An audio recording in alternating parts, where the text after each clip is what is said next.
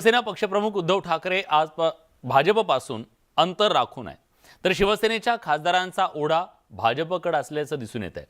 भाजपसोबत युती करावी अशी मागणी शिवसेनेच्या खासदारांनी केली। युतीतली 25 वर्ष आणि महाविकास आघाडीतल्या 2.5 वर्षांचा अनुभव वेगळा असल्याची खतखत खासदार हेमंत गोडसेंनी बोलून दाखवली आहे।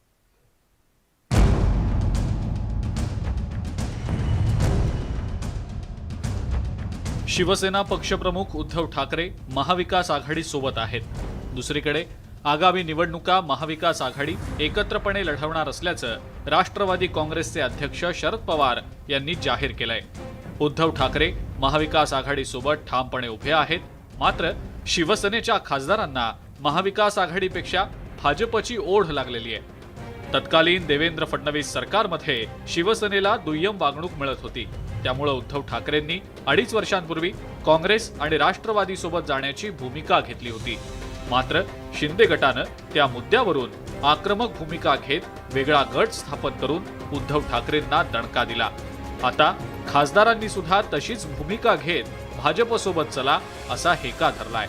एक विकास कामं आता जवळजवळ आम्हाला 3 वर्ष झालेत आणि 2च वर्ष राहिलेले आहेत। जी नैसर्गिक युती त्या ठिकाणी आहे, त्या माध्यमातून विकास कामं देखील होतील अशा प्रकारचं मत आपण त्या ठिकाणी मांडलं।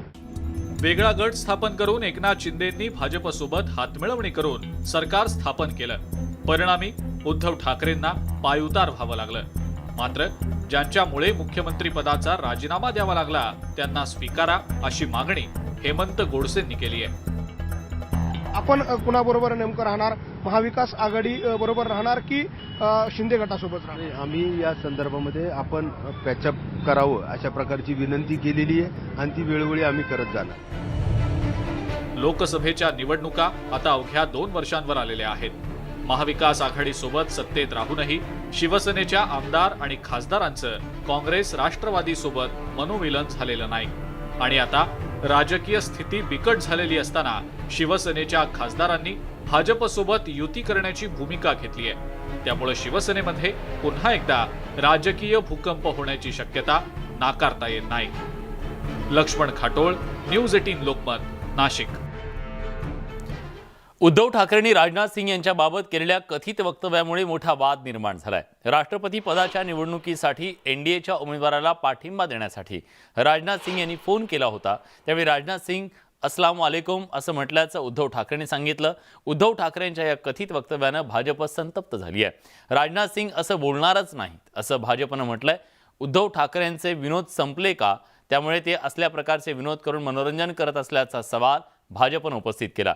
नेत्यांचा अपमान भाजप सहन करणार नाही असंही भाजपनं ठणकावलंय।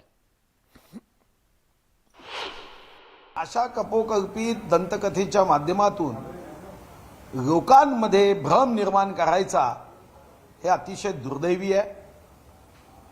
व्यक्तिगत रीतीने कोणताही संवाद हा साधारणतः जो विशाल हृदयाचा मोठा नेता असतो अशा पद्धतीने कधीच तो भाष्य करत नाही, हे अनुचित आहे। राजकीय प्रथा परंपरेला सोडून हे जे भाष्य आहे याचा खरा तर जनतेने निषेध केला पाहिजे। सोशल मीडियाच्या नवीन पद्धत आहे की ज्या माध्यमातून मुद्दाम असं बोलायचं, मग सोशल मीडियामधून हे पाठवायचं, आणि म्हणून मी सांगितलं की हे निंदनीय आहे। राजनाथ सिंगांसारख्या मोठ्या नेत्यांच्या संदर्भात अशी दंतकथा करणे, ज्या संदर्भात मी माहिती घेतली स्वतः राजनाथ सिंग साहेब हे बैठकीत असल्याने प्रत्यक्ष माझी त्यांच्याशी चर्चा होऊ शकली नाही, पण मी त्यांच्या कार्यालयातून जेव्हा माहिती घेतली तेव्हा साधारणतः राजनाथ सिंगजी अशा पद्धतीचं कधीच वक्तव्य करू शकत नाही। मुद्दाम अशा पद्धतीने भाव करायचा। या अगोदरही माननीय अमित शहांच्या बाबतीमध्ये मला 2.5 वर्ष मुख्यमंत्री सांगितलं असं असत्य कथन करून मग शरद पवार साहेबांचा बोट घेऊन ते पुढे चालायला लागले। महाराष्ट्रातील स्थानिक स्वराज्य संस्थांच्या निवडणुकांच्या अनुषंगानं सुप्रीम कोर्टानं महत्त्वाचे निर्देश दिलेत। ओबीसीच्या राजकीय आरक्षणाशिवाय जाहीर झालेल्या निवडणुका पार पडणार आहेत। स्थानिक स्वराज्य संस्थांच्या निवडणुकांसाठी नवीन अधिसूचना न काढण्याचे निर्देश सुप्रीम कोर्टानं दिलेत। तर आतापर्यंत जाहीर झालेल्या निवडणुकांच्या अधिसूचनेत कोणताही बदल करू नये असंही सुप्रीम कोर्टानं बजावलंय। त्यामुळे राज्यातील 92 नगरपालिकांच्या नगरपरिषदांच्या निवडणुका वेळेत आणि ओबीसी आरक्षणाशिवाय पार पडणार आहेत। सुप्रीम कोर्टानं जाहीर केलेल्या निवडणूक कार्यक्रमात कोणताही बदल न करायला सांगितलं गेलंय। ओबीसींना कसा राजकीय धक्का बसलेला आहे आपण एक नजर टाकूयात। निवडणूक प्रक्रिया सुरू आहे तिथं हस्तक्षेप न करण्याचे आदेश देण्यात आलेले आहेत। प्रक्रिया सुरू असलेल्या ठिकाणी आरक्षणाच्या विना या निवडणुका पार पडणार आहेत। तर 92 नगर परिषदांमध्ये आरक्षणाशिवाय निवडणुका होतील। प्रक्रिया सुरू नसलेल्या ठिकाणी एक आठवडा निवडणुका पुढे ढकलल्या जातील। महाराष्ट्राकडून ट्रिपल टेस्टची अट ही आता पूर्ण झालेली आहे। आरक्षणावरील पुढील सुनावणी ही मंगळवारी होईल। दरम्यान ओबीसी आरक्षणावर सुनावणी पुन्हा एकदा पुढे ढकलण्यात आली आहे। उद्या सुप्रीम कोर्टात सुनावणी होणार आहे। काही दिवसांपूर्वी बांठिया आयोगानं राज्य सरकारला इम्पेरिकल डेटा सादर केला। इम्पेरिकल डेटाबाबत हा डेटा सुप्रीम कोर्टात सादर करण्यात आला। राज्य सरकारच्या वतीनं कोर्टात जो इम्पेरिकल डेटा सादर करण्यात आला त्याच्या आधारावर आता स्थानिक स्वराज्य संस्थांच्या निवडणुकीमध्ये ओबीसीचं राजकीय आरक्षण लागू करावं अशी मागणी करण्यात येणार आहे। या संदर्भात सुप्रीम कोर्टाचे न्यायाधीश न्यायमूर्ती खानविलकर आणि न्यायमूर्ती पारडीवाला यांच्या द्विसदस्यीय खंडपीठाकडे ही सुनावणी होतीये। माननीय सर्वोच्च न्यायालयात आज महाराष्ट्र शासन बाजू मांडत असताना solicitor general of India Tushar Mehta यांनी महाराष्ट्र शासनाची बाजू मांडत असताना हे म्हटलं की जोपर्यंत न्यायालयात पूर्ण अहवाल आयोगाचा येत नाही तोपर्यंत निवडणूक प्रक्रिया थोडं लांबणीवर ढकलण्याचं त्यांनी माननीय सर्वोच्च न्यायालयात युक्तिवाद केला। पण न्यायालयात इलेक्शन कमिशन ऑफ इंडिया यांच्याकडून सिनियर काउन्सिल यांनी असं म्हटलं की आम्ही जास्तीत जास्त 8 दिवस वेळ म्हणजेच मंगळवारपर्यंत येणाऱ्या 19 तारखेपर्यंत वेळ देऊ शकतो आणि 19 तारखेपर्यंत म्हणजेच मंगळवारपर्यंत ही सुनावणी ॲडजेंट झाली। यानंतर पावसाच्या बातम्या जाणून घेऊयात। पावसाचा नागरिकांना मोठा फटका बसल्याचं पाहायला मिळतंय। नाशिकमध्ये झालेल्या महापुरामुळे पुराच्या पाण्यामध्ये 3 जण वाहून गेल्याचं पाहायला मिळतंय। दिंडोरीमध्ये नदी पार करत असताना काका आणि त्यांची 6 वर्षांची मुलगी वाहून गेली आहे। त्र्यंबकमध्ये एक 34 वर्षीय तरुण वाहून गेलाय। दुसरीकडे पिंपरी चिंचवडमध्ये घराबाहेरच्या खड्ड्यात साचलेल्या पाण्याच्या मध्ये खेळत असताना एका कुटुंबातील 3 चिमुकल्यांचा मृत्यू झालाय। शहापूरमध्ये नदी नाल्यांना आलेल्या पुरामध्ये 4 वेगवेगळ्या ठिकाणी 4 जण वाहून गेल्याची घटना घडली आहे। या 4घांचे मृतदेह सापडले तर 2 बेपत्ता आहेत। त्यामुळे राज्यातील ज्या ज्या ठिकाणी पुराचा धोका आहे त्या सर्व नागरिकांनी काळजी घेण्याचं आवाहन प्रशासनाकडून करण्यात आलं। नागपूर जिल्ह्यातल्या सावनेर तालुक्यातल्या नांदा गोमुख मार्गावरच्या पुलावरून स्कॉर्पिओ वाहून गेल्याची घटना घडली आहे। यातले 5 ते 6 प्रवासी पुरात वाहून गेल्याची माहिती समोर येते। दुपारी 3 वाजताची ही घटना आहे।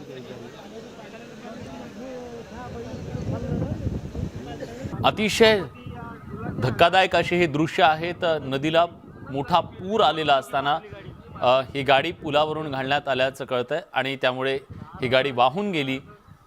वाहून गेल्यानंतर ती एका ठिकाणी अडकली। पण पुराचं पाणी हे सातत्यानं वाढत होतं। त्या गाडीमध्ये काही लोक आहेत त्यांना बाहेर पडायचा मार्ग दिसत नाही। कदाचित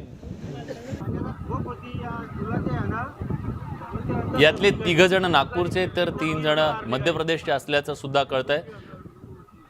हे दृश्य तुम्हाला विचलित करू शकतात पण कदाचित त्या वेळी जर दारं उघडली असती स्कॉर्पिओची तर त्या मधल्या प्रवाशांना बाहेर पडणं शक्य झालं असतं पण कदाचित त्यांना तो वेळ मिळाला नसावा। ही स्कॉर्पिओ वाहून इथपर्यंत आलेली आहे आणि पाण्याचा जोर काहीसा कमी झाल्यानंतर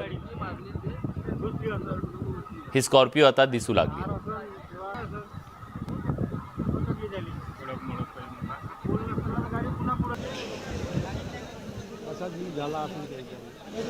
या निमित्तानं आवाहन करतोय आम्ही की कुमार माझी जिल्हा परिषद उपाध्यक्ष आज नांदागुमुख 17 मार्गावर नांदागुमुख जवळ जो नाला आहे बामण नाला या नाल्यामध्ये जे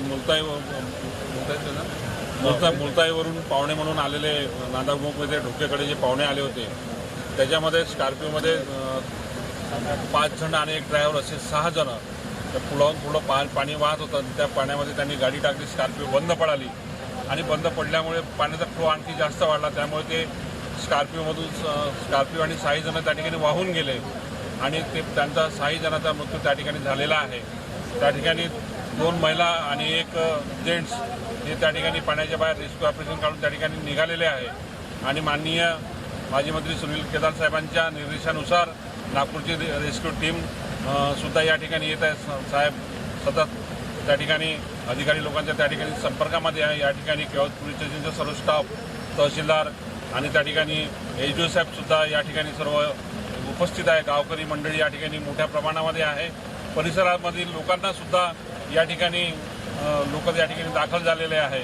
सर्वांच्या नजरा जे उरलेले 3 जे त्या ठिकाणी हे आहे 3 लोकांची सेवा आहे ते काढण्यासाठी सर्वजण त्या ठिकाणी शोध घेत आहे. स्कॉर्पिओ सुद्धा त्या ठिकाणी एका बंधाऱ्यामध्ये अडकलेली आहे आणि लवकरच या ठिकाणी